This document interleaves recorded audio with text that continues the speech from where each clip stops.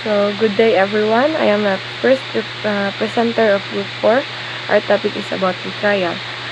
So, the first slide is about the trial of Andres Bonifacio, or what we call the Cry of Balintawak, in August 26, 1896.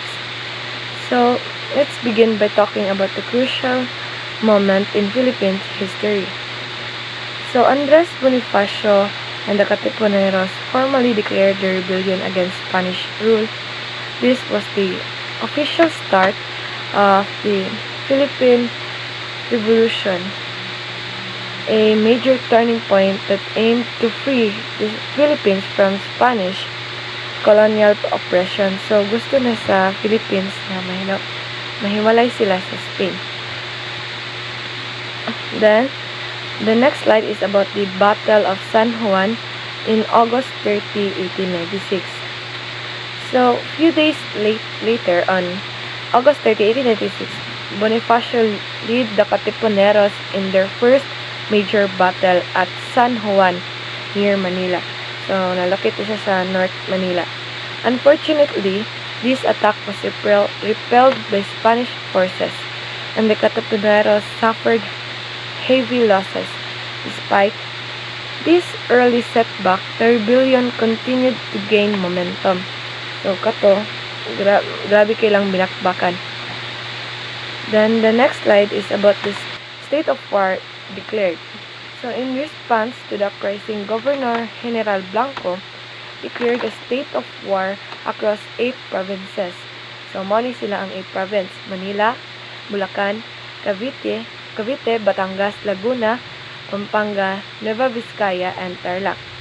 So kaning nga region were identified as hotbeds of revolutionary activity, and the Spanish government began cracking down of Filipino patriots. So diri na nagsugod na jud ang ilang kagubot. Then Jose Rizal's concerns or yung fears. At this point, it is important to mention Dr. Jose Rizal. Although he was a strong advocate for reform and Filipino rights, he feared that the rebellion would bring immense suffering to the Filipino people. So, nahadlok na pagsugod si Jose Rizal kay base ng mga Filipino people kay anam-anam o kanang like mag-suffer o mag-anam-anam o kawala. Then, he was particularly worried about Spanish reprisals and how they might target innocent citizens and patriots alike. So, mora to ang kanang kahadlukan ni Dr. Jose Rizal kay basin daw ang mga Filipino people mag-suffer or katong mga innocent people mag-suffer tungod atong rebellion. So, sa conclusion, while the rebellion initially struggled, it ignited a series of conflicts that would eventually lead to a larger revolution. So, Andres Bonifacio's leadership, along with the sacrifices of countless Katipuneros, set the stage for the eventual fight for independence. So, moto ilang gipaglaban jud ang paglaban nila ang ilang katungod. So, morning karon ang natay independence. Sa pagpapatuloy po ng naunang report, in my part, inihanay ko na po ang aning na scenarios na pagkasunod-sunod sa pagkadakip kay Rizal ng mga Espanyol. First, letters from Governor General Blanco mentioned that Jose received two letters exonerating him from the ongoing insurrection, which is significant detail in terms of his legal and personal situations. Sa tagpong ito, nakatanggap ng 2 sulat si Rizal mula kay Gobernador General Blanco. So, sino nga ba si Gobernador General Blanco? So, si Gobernador General Ramon Blanco, siya ang opisyal na namuno sa Pilipinas noong panahon ng mga pamamahala ng Espanyol mula 1893 hanggang 1896. Mula sa kanya ay natanggap ni Rizal ang sulat na hindi siya kasali sa mga kaguluhan ng mga Katipunero. Pangalawa, Jose's last trip to abroad. Umalis si Rizal papuntang Espanya noong September 3, 1896 dulot ng kanyang kalungkutan sa mga ginagawa ng mga katipunero sa mga Espanyol. 'Di ba nga nagre-rebelde ang mga Pilipino, yung mga tinatawag silang katipunero. So, subalit, dumako tayo sa pangatlong senaryo. Ang talagang purpose ni Rizal bakit siya umalis sa Pilipinas, pupunta siya sa Cuba, ay para maging military physician sa Cuba or tagagamot ng mga militar upang ipakita na rin ang kanyang dedikasyon to humanitarian causes instead of rebellion. Ngayon, akala niya papunta siyang Cuba. Sa pang-apat na senaryo, ay di makatarungang dinakip si Rizal ng mga Espanyol. He was unlawfully detained and arrested at dinala siya ng mga Espanyol sa barkong Espanyol at doon siya kinulong bago pa man siya makarating sa Barcelona. So, in this scenario, no, parang naambush si Rizal kay gikalit siya og dakop well padulong pa lang siya sa Cuba. Yang main purpose yun is mutabang sa mga militar dito ay magtabang siya nga mag cure sa mga nasamad nga militar. But instead, iyang nakuha is gidakop siya sa mga Espanyol. So sa panglimang senaryo, ibinalik sa Manila si Rizal gamit ang barkong Kolon noong November 3, 1896.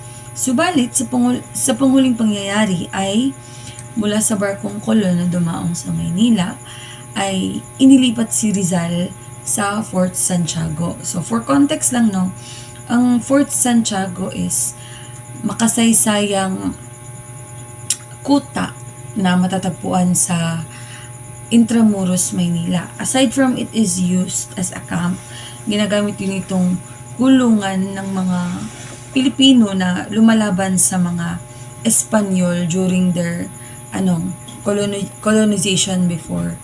So, inilipat sa Fort Santiago si Rizal at nang makulong na siya doon ay bantay sarado na siya ng mga Guardia Civil. A severe 5-day preliminary investigation began on November 20, 1896. Jose appeared before the judge advocate, Colonel Francisco Olive, who detailed the charge against him. Two types of evidence, documentary and testimonial, were presented against Jose Rizal. Dokumentary at testimonial. Ang dokumentary ay mga ebidensya na binubuo ng mga dokumento o bagay na nakasulat tulad ng kontrata, kasulatan, titulo ng lupa, resibo o anumang uri ng mga kasulatan na maaaring magpatunay ng isang katotohanan o pangyayari. Ang testimonial naman ay ebidensya na nagmula sa salaysay ng isang saksi. Ang saksi ay maaaring magsalita sa korte upang magpatunay ng mga pangyayari batay sa kaniyang personal na karanasan o obserbasyon. Sa salin na akda ni Palma na pinamagatang Pride of Malay Race in 1949, ibinagkita rito ang mga dokumentaryang ebidensya na binubuo ng 15 exhibits tulad na una, a letter of Antonio Luna to Mariano Ponce, dated Madrid, October 16, 1888, showing Rizal's connection with the Filipino Reform Campaign in Spain. This letter shows that Rizal was involved in efforts to reform the Philippines while living in Spain. Number 2, a letter of Rizal to his family dated Madrid, August 20, 1890, stating that the deportation are good for they will encourage the people to hate tyranny. In this letter, Rizal expresses that deportation are beneficial because they will make people resent tyranny more. Number 3, a letter of Marcelo H. del Pilar to Diodato Arellano, dated Madrid, January 7, 1889, implicating Rizal in the propaganda campaign in Spain. This letter suggests that Rizal was part of the movement to promote reform in the Philippines from Spain. Number 4, a poem entitled Kundiman, allegedly written by Rizal in Manila on September 12, 1891. This poem, allegedly written by Rizal, reflects his feelings and thoughts about his country and its struggles. Number 5. A letter of Carlos Oliver to an unidentified person, dated Barcelona, September 18, 1891, described Rizal as the man to free the Philippines from Spanish oppression. In this letter, Rizal is described as someone who can lead the Philippines to freedom from Spanish rule. Number 6. A Spanish document dated Manila, February 9, 1892, honoring Rizal for his patriotic services. This document honors Rizal for his dedication and service to his country, indicating his involvement with the Masonic community, which involved patriotism. A letter signed by Limasalang, this is the pen name of Rizal, to Terluz, the pen name of Juan Zuluetas, on May 24, 1892. Rizal sent the letter on May 24, 1892 from Hong Kong. It was stating that he was preparing a safe refuge or place for Filipino who may be persecuted by the Spanish authorities or those Filipinos nga na nakalapas sa Spanish rule or Spanish government.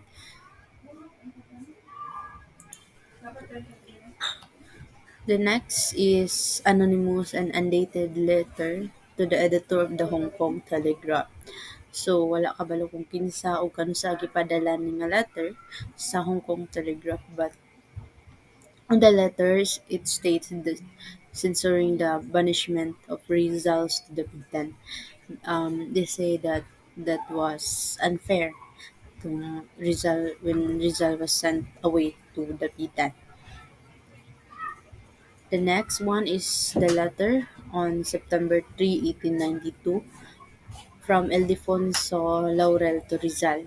So, Ildefonso said that the Filipino looked up to him, he was referring to Rizal, as their savior or as their hero and leader.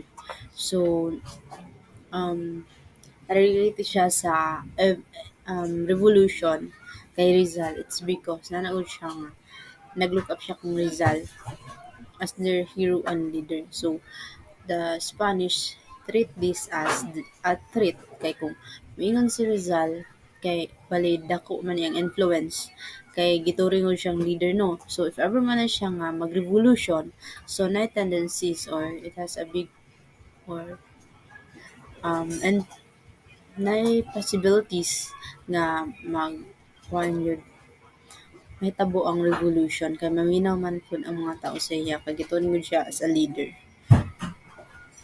The next one is the documentary evidences on is September 17, 1893 letter kang Ildefonso Laurel. So katong niagi ana si Laurel nagpada siya sulat niya ana siya nga gilook up si Rizal as their leader. Kani ang nagbalita pod nakichismis pod gichismis pod ni Ildefonso Laurel or yang gichika kang Rizal nga ang duha na arrest og na punish na punishment si Kuan. Yang gibalita kang Rizal nga na-arrest si Doroteo Cortez ug si Ambrosio Salvador. So he was talking about the important Filipino leaders nga sila katong Doroteo ug si Ambrosio. They are both of them were also fighting for the freedom because Doroteo Cortez is the Committee de Propaganda or the Committee of the Propaganda. She was also a supporter of Rizal's ideas and was involved in the La Liga Filipina. The other one is Ambrosio Salvador is the president of La Liga Filipina. So, mga bigatin po ng mga dakop. So, it's something like ang balay is nakuhaan o kanang mga haligi. Eh, kan isagod siya sa mga mga rule. Wala yung mga position. So, murag nakuhaan sila head. So, the other evidences is the letter of Marcelo H. del Pilar to Don Juan Ten Luz. He was recommending to establish a special organization that is independent of Masonry to help the cause of the Filipino people, or was suggesting, he wrote to Don Juan to suggest that they will start a special group to help the Filipino. They were something like separate to make another secret organizations. The other documentary is the transcript. So transcript is a written or typed copy of the exact words spoken by someone, or in short, it was detailed or record of what was said. Mostly ginagamit niya siya sa meeting. So, just like just what I'm saying, the transcript sa speech ni Emilio Jacinto or ni Pingkain, that is the pen name of Emilio Jacinto. So, he pre during his speech, he praised Rizal and encouraged Filipinos to unite and fight for independence. So, 'di ba, na-relate na po siya kang Rizal. So, since relate siya kang Rizal, ni revolution pa jud, ni encourage pa siya sa independence, fight for independence. So, 'di ba? Na drag ang name ni Rizal sa revolution. No, naging ground po siya kang Rizal. Naging ground siya kang Rizal. The other one is the transcript, or another transcript of speech of Tiktik. This is the pen name of Jose Toriano Santiago. So this is also the same meeting with Emilio Jacinto. So he also gave a speech where the Katiponeros, or the fighters for independence, shouted that Rizal was a great leader and that the Spain, which is the oppressors, should fall. So they shout together. This is something they shout. I'll try. Long live the eminent of Rizal, dead to the operation nation. So, muna lang giingon. The last documentary evidences against Rizal is a poem written by Laong Laan. This is another pen name of Rizal, and the title of the poem he wrote is Atalisay. Though Rizal is not technically, or he himself was directly involved in armed rebellion, but through the letter and speeches that was used by the Spanish to show that Rizal ideas influenced revolutionary movements, particularly the Katipunan. So, diba, si Rizal is dili man siya gusto sa revolution nga away, because he think na dili pa ready ang Pilipinas for the war. The individuals listed kay sila Martino Constantino, Aguedo de Rosario, Jose Reyes, Maestro Salvador, Jose Dizon, Domingo Franco, Diodato, Arellano, Ambrosio Salvador, Pedro Seriano Lactao, Dr. Pio Valenzuela, Antonio Salazar, Francisco Quizon, and Timoteo Pai is provided, sila nag-provide sa oral testimonies that serve as evidence against kay Jose.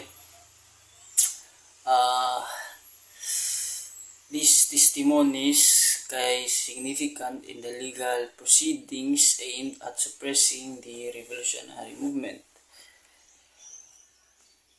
On November 26, 1896, Colonel Francisco Olive, serving as the judge advocate, took the step of forwarding the case records to Governor General Ramon Blanco.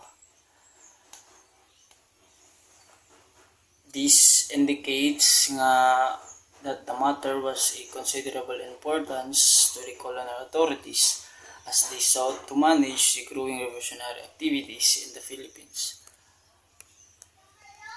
Governor Blanco designated Captain Rafael Dominguez as the special judge advocate to initiate legal proceedings against Jose.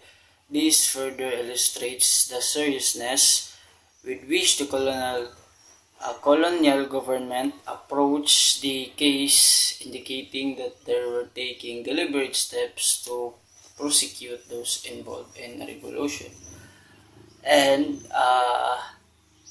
Captain Dominguez submitted a summary of the actions taken in this case to Governor General Blanco, who then forwarded the information to the Judge Advocate General Don Nicolas de la Pina. This chain of communication highlights the bureaucratic process within the colonial administration and the formalities of legal proceedings during this turbulent time. With his counsel by his side, charges were read to Jose in his prison cell on December 1, 1896. He was accused Medina 1998 disclosed of being the principal organizer and the living soul of the Filipino insurrection, the founder of societies, periodicals, and books dedicated to fomenting and propagating ideas of rebellion. Ibig sabihin, si Jose ay itinuturing na utak at puso ng himagsikan at siya rin daw ang nasa likod ng mga organisasyon at mga isinulat na tumutuligsa sa pamalahan at nag-uudyot ng pag-aaklas. Jose was not against jurisdiction of the court, but asserted that he was not guilty of revolution. He acknowledged that he authored the Constitution of the Liga Filipina and emphasized that it was simply a civic alliance. Ang layunin ng Liga Filipina ay para sa mga pagtutulungan ng mga mamayan at hindi para mag-udyot ng revolusyon o labanan ang pamahalaan. He reiterated that he had no political involvement till his exile to Dapitan, or December 13, 1896. Capitan Dominguez transmit Jose's case to the new Governor-General of the Philippines, General Camilo G. de Pulaversia, who replaced General Ramon Blanco. During the time Jose was in prison cell at Fort Santiago, he penned a manifesto seriously asking the Filipino people to cease the needless tumultuous war. He encouraged them to attain freedom through education and habit of working hard and steadily. Palma 1964 promulgated this manifesto as follows. So as you can see, muna siya ang gimini lang ang manifesto kanina dere. And to those, now what do you mean by manifesto? Manifesto is a public declaration of policy and aims, especially one issued before an election by a political party or a candidate. So, then Monet Manifesto, as you can see on the screen. The trial of Jose commenced in the Cuartel de España, a military building, on December 26, 1896, at 8 o'clock in the morning. Present in the trial were 7 members of the military court. First, Lieutenant Col Jose Togores Arjona, the President. Next, Captain Ricardo Munoz Arias, Cap Manuel Reguera, Cap Santiago Izquierdo Osorio, Cap Braulio Rodriguez Nunes, Cap Manuel Diaz Escribano, and Cap Fermin Perez Rodriguez. Also in the military court were Lieutenant Good morning, everyone. I am Raj Alex Amatiga, and I'll be reporting this part of the topic. During the trial of Jose Rizal, several key figures were involved. Luis Taviel de Andrade was Jose's defense lawyer, trying to protect him. Captain Rafael Dominguez served as the judge advocate, leading the trial. Lieutenant Enrique de Alconcer was the prosecuting lawyer arguing against Jose. There were also people observing the trial, such as Josephine Bracken, which is Jose's partner by the way, some of his relatives, journalists, and other Spaniards. The trial began with Captain Dominguez explaining the charges against Jose. He was accused of three crimes. First is rebellion, fighting against the government. Second is sedition, stirring people to revolt. Third is illegal association, being part of banned groups. Lieutenant Alconcer, the prosecutor, gave a detailed speech urging the court to sentence Jose's death. On the other hand, Lieutenant Taviel de Andrade, Jose's lawyer, tried his best to defend him. He asked the court to be fair and not let the anger guide their decision. After this, after his lawyer finished, the judges gave Jose a chance to speak. He confidently read a statement he had prepared as final defense. This supplement was documented by Agosto V. De Viana and others in 2011. The next topic is all about the 12 defenses of Rizal during his trial, presented by Lieutenant Taviel D. Andrade in court during his trial. First is he could not be guilty of rebellion, for he advised Dr. Pio Valenzuela not to rise in revolution. In the verge of uprising, Andrade suggested to Pio to visit Rizal in the Pitan because they need his influence, and he thought that Dr. Pio, being a doctor, can change Rizal's mind. Dr. Pio had a trip to the Pitan with a blind man, and when he discussed the detail to Rizal, he was against an armed uprising without enough ammunition and supplies. He emphasized that the Filipino will not recover from an attack without being properly prepared. Next is the he did not correspond with the radical revolutionary elements. Rizal is against violence. So, instead of leading a bloody army, he used his knowledge or intelligence to write essays, poems, and novels to awaken his fellow Filipino to stand for the country, and he did not use any violence means. Third is the revolutionist used his name without his knowledge. If he were guilty, he could have escaped in Singapore. Without Rizal's knowledge, the Katipuneros used his name to influence their fellow Filipino.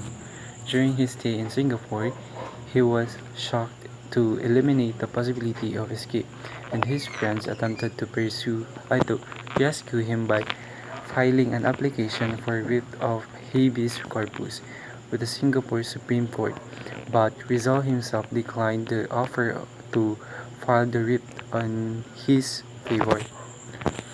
Fourth is he had an hand in revolution.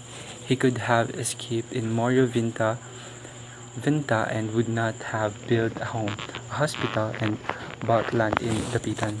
If he was guilty on his action, he could have easily escaped in exile in Dapitan, but instead he built a home, a hospital, and even brought lands there. Fifth is, if he were the chief of revolution, why was he not consulted by the revolutionaries? In addition to the Katipuneris using his name during their uprising, he was unaware of the uprising. Therefore, he was not the mastermind of the revolutionaries. Next is, it was true that he wrote the bylaw of La Liga Filipina, but this is only a civic organization, not a revolutionary society. The La Liga Filipina aims to unite the country and protect and assist the members, fight against violence and injustice, to support education, and to study and to implement reforms. The organizations is not mainly all about the overthrowing the Spanish government, but only to support Filipinos to have equal treatment in the country. 7. The La Liga Filipina did not live long, for after first meeting he was banished to the Dapitan and died down. If the Spaniards are worried about the actions of La Liga Filipina, they shouldn't, because it died down since their leader Jose Rizal was banished to the Pitan. Next is, if La Liga Filipina was reorganized 9 months later, he did not know about it. After Rizal was banished to the Pitan, he has no contact with the organizations. So if the organizations was reorganized, he is no longer part of it. 9 is, the La Liga did not serve the purpose of the revolutionists. Otherwise, they would not have supplemented in the Katipunan. If the aim of La Liga Filipina is all about revolution, KKK wouldn't be established. KKK was established after Rizal was arrested, and therefore the organization of Andres Bonifacio doesn't have the same objective as the La Liga Filipina. The 10th is, if it were true that there were some bitter comments in Rizal's letters, it was because they were written in 1890, when his family was being persecuted, being dispossessed of houses, warehouses, lands, and etcs., and his brother and all brothers-in-law were deported. It is human nature to feel distaste against some of who speak ill of him and his family. The bitter comments of Rizal in his letter was solely his feeling of hate on how they were treated. 11th is, his life in the Pitan had been exemplary. 11th is, his life in the Pitan has been exemplary as the political military commanders and missionaries priests could. During his exile in the Pitan, he made use of the time to practice his skills. He did not view the exile as negative phenomena in his life. Instead, he put his skills into practice and used educational ideas to teach the people in the Pitan. And lastly, pakibasa na lang, Andres Bonifacio should have sent someone to Rizal that he knows. Instead, he sent a stranger to convince Rizal about the uprising. This shows that his friends know that he will not change in his mind.